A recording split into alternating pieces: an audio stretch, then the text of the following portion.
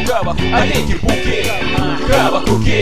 Ne 2 minutės, o daug ilgiau, nes čia įdomiau. Jau laisvė man jaunam svarbiausias dalykas. Tik leiskit gyventi pagal savo taisyklės, nes būrys draugų mane daro laimingas. Turės mes visada Kavakuki susitinkam. Kavakuki. Labai skanią kavą dėl to, kad rytais, jeigu pamirštu, tai būna blogai. Dažniausiai rytinės būna Kavakukis pas mane. O kava? Bet mokyklai kavos kaip ir nėra legaliai. Tai tik tais Kavakukį galima tikėti. Arbat, mėtiniai patinka. Aiškia kapučino ir užkandėlės su ananasais. Ai, dar tie skanus, tie grifiniai, pikantiški pagaliukai.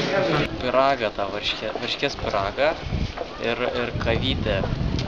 Espresso, macchiato. Šiltas bandelės su karamelė. Šerbetas liuks.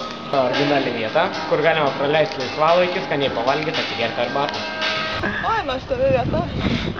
Gera vieta praleisti su draugais. Man patinka. Tai ne tokia gera atmosfera, tai smagučiai. Nu gerai, šiaip gerai va dabar, kai lyja, labai gerai šilta pasislėpti ir šilta arbata, šiltas maistas.